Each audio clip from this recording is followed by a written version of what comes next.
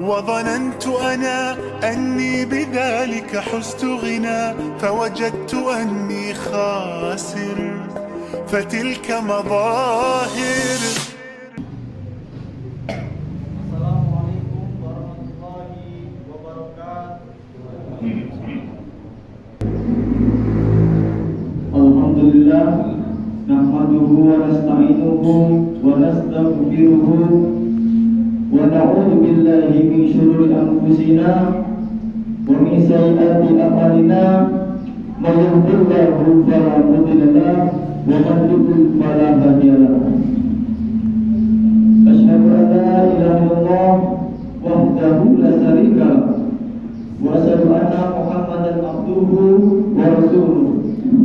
اللهم صل على سيدنا محمد وعلى آله وصحبه أجمعين. أما بعد فيا الله أوصيكم وإياي بتقوى الله فليتقون. اتقوا الله حق تقاته ولا تموتن إلا وأنتم مسلمون.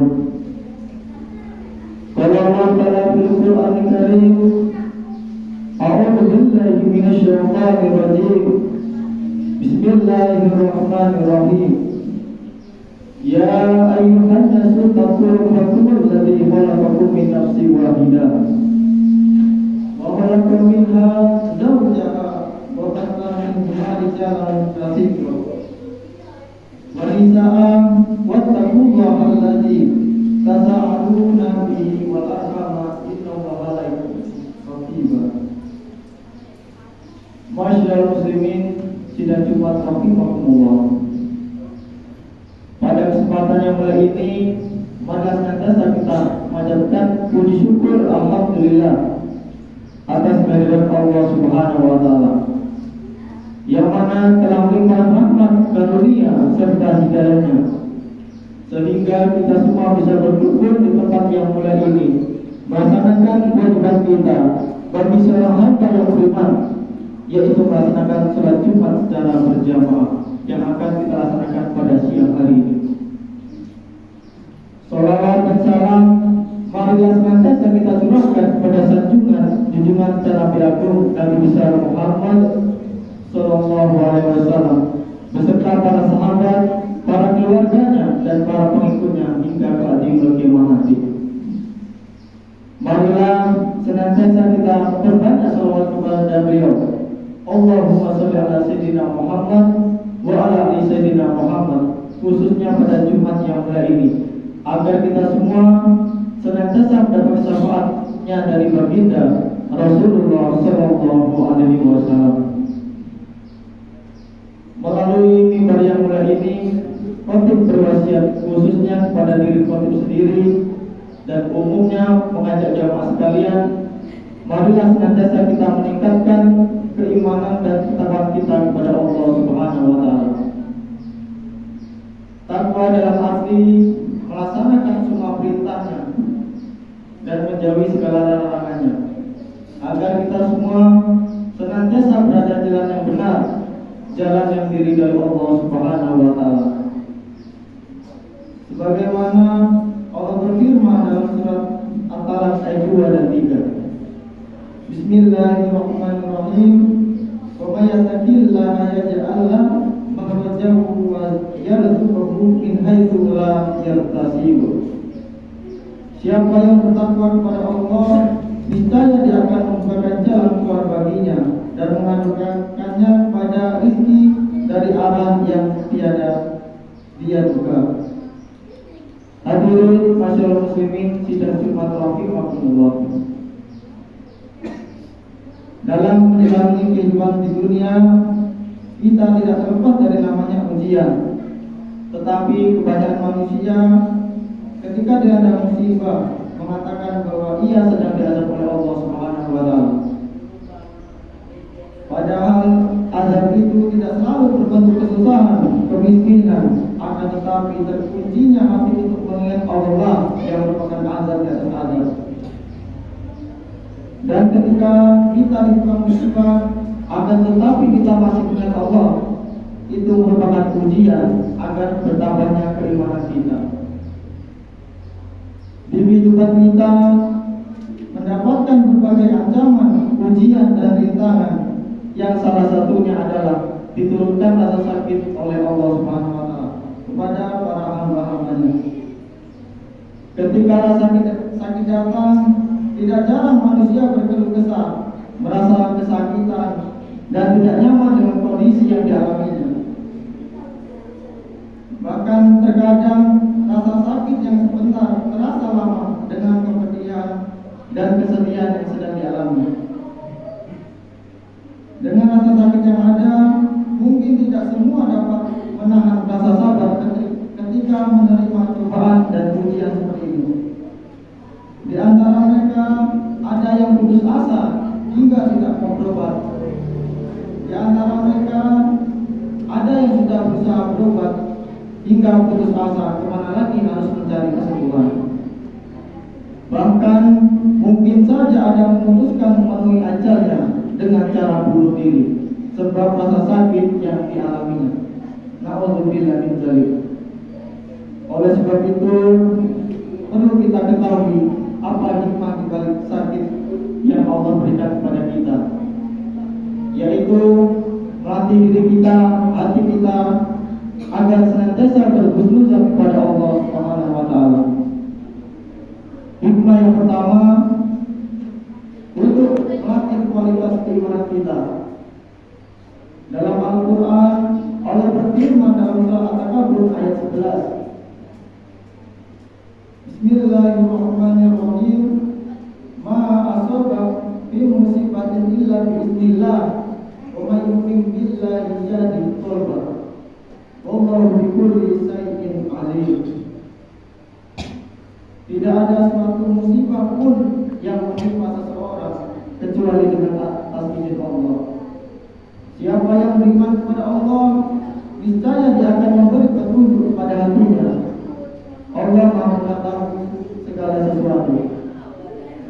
Oleh karena itu, sakit yang diberikan Allah merupakan bentuk ujian untuk kita. Apakah kita tetap beriman atau tidak ketika kita sedang sakit. Hikmah yang kedua, untuk menggugurkan dosa.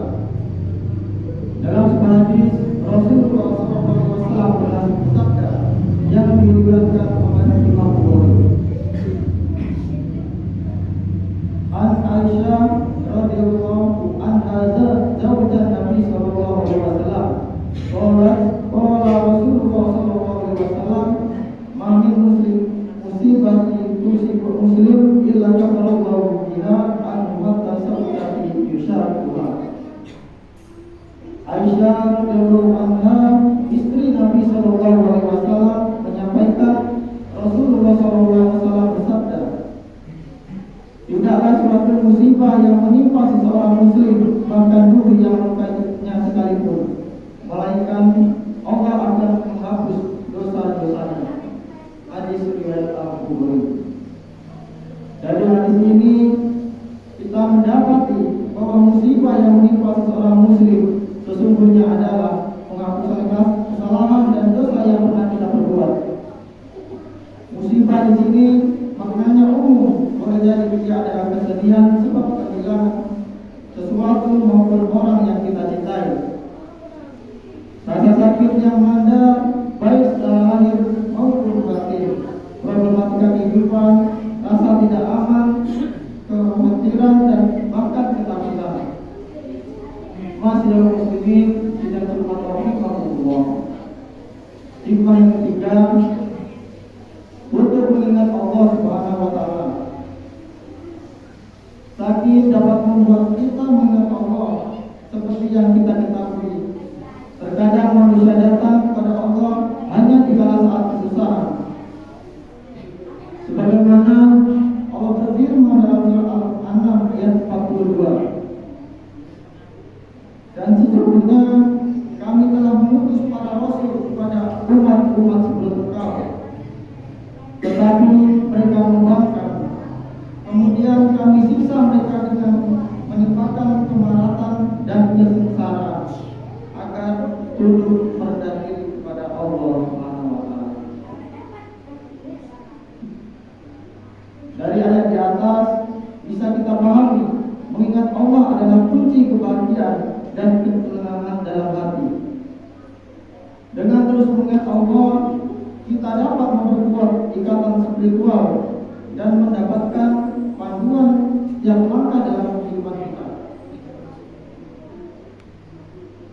yang terakhir, untuk melatih kesabaran.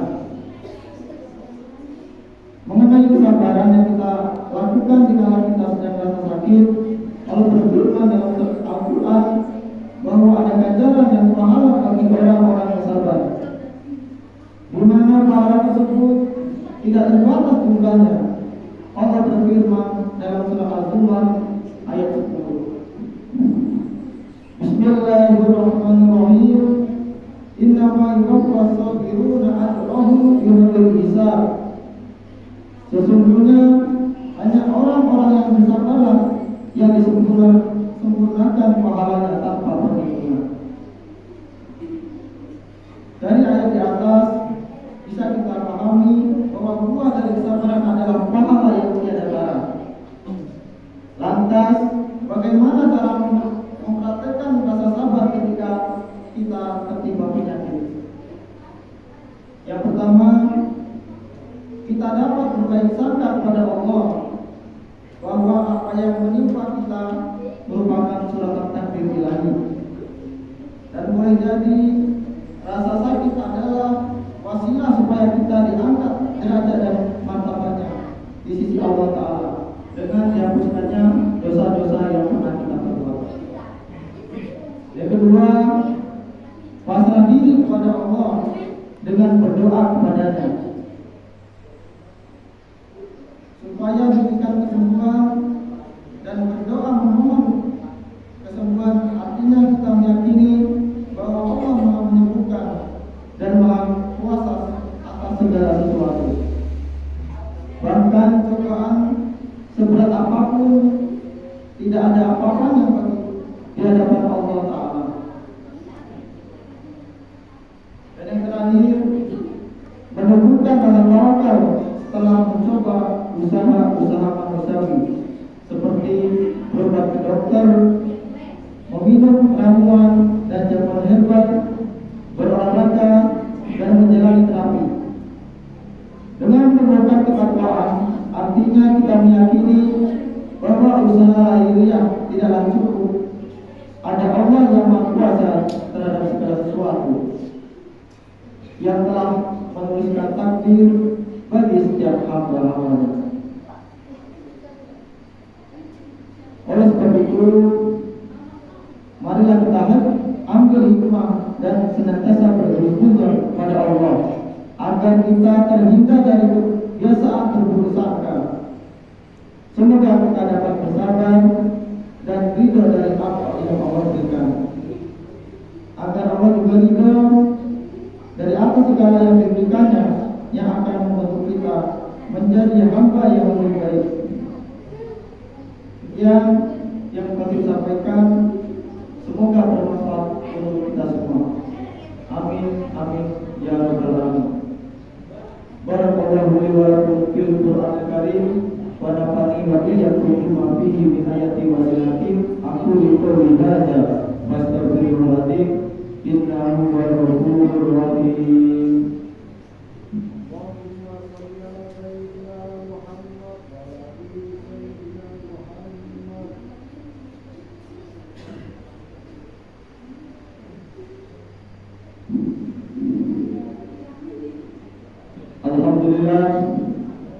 Alhamdulillahilladzi an'amana bi ni'matil iman wal islam.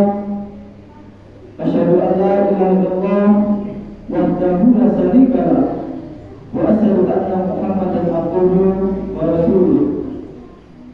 Khatamul anbiya'i wal mursalin.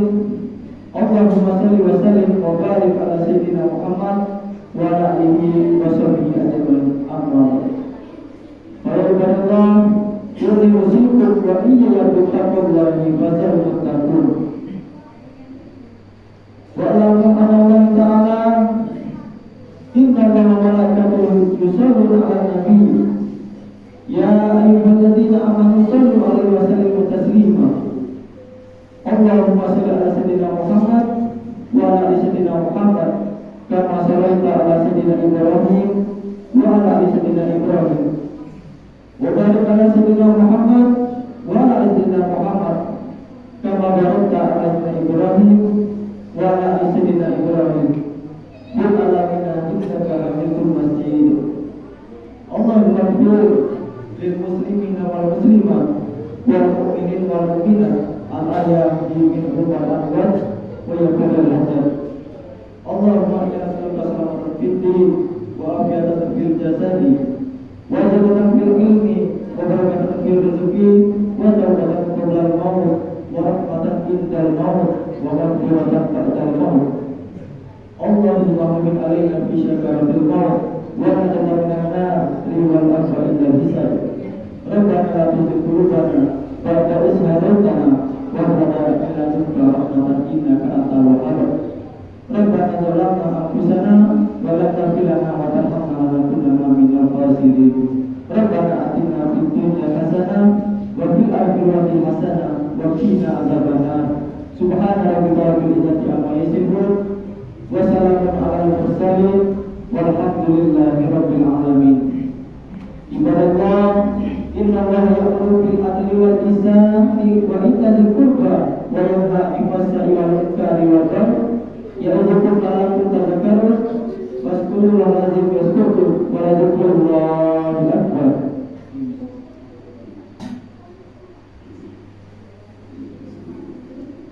الله أكبر الله أكبر لا إله إلا الله